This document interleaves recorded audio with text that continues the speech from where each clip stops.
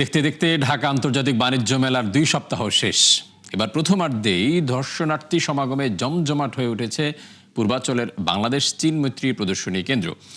এতে রপ্তানিমুখী শিল্পের উদ্যোক্তারা সন্তুষ্টি প্রকাশ করলেও অসন্তোষের সুর খুচরা বিক্রেতাদের কণ্ঠে। ক্রেতাদের অভিযোগ চড়া দাম আর পণ্যের নতুনত্বে ঘাটতি। এরই মাঝে সরকারের রাজস্ব ভাণ্ডারে জমা পড়েছে প্রায় 1 কোটি টাকা।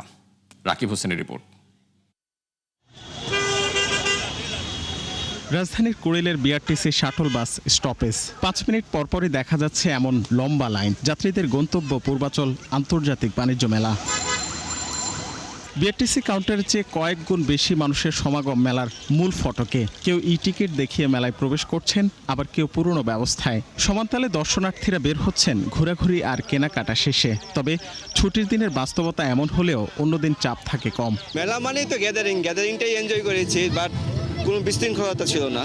গুড। এবং বিআরটি সার্ভিস খুবই ভালো হয়েছে। পরিবেশ সুন্দর, ভালোই লাগছে। আমরা প্রত্যেক বছরে আসি, অনেক ভালো লাগতেছে। আমার মনে হয় বিভিন্ন জায়গায় যদি একটু বসার ব্যবস্থা করে দিত, এটা মনে কর্তৃপক্ষ অনেক ভালো হতো। বরাবরের মতোই রান্নার কাজে ব্যবহৃত বাসনপত্র ও সরঞ্জামের স্টলে ক্রেতাদের উপচে পড়া ভিড়। ব্যস্ততা ছিল অন্য সব পণ্যের দেশি বিদেশি স্টলগুলোতেও। তবে বিকিকিনিতে ক্রেতাদের মতোই মিশ্র প্রতিক্রিয়া জানালেন উদ্যোক্তারা।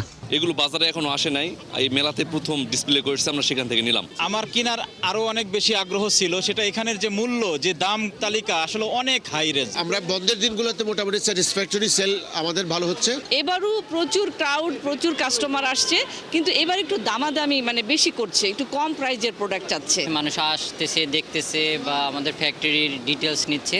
এটা হচ্ছে আমাদের ওই প্রত্যাশার জায়গাটাই ওইটা, কিন্তু এখানে এসে যে রিটেল সেলটা এইটা এখনো প্রত্যাশার জায়গায় আমাদের আসেনি। 4 শতাধিক জনবল আর 200 শাটল বাস নিয়ে মেলায় যাত্রী সেবা দিচ্ছে বিআরটিসি।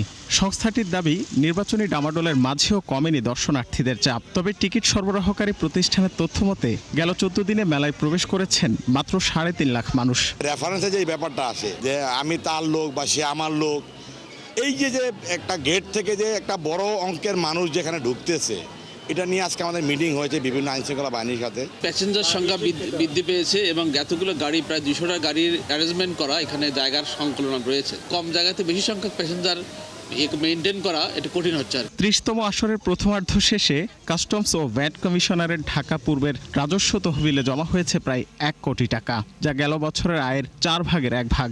অথচ এবার প্রায় 6 কোটি টাকার রাজস্ব আয়ের লক্ষ্য সংস্থাটির। রাকিব হোসেন, 71, ঢাকা।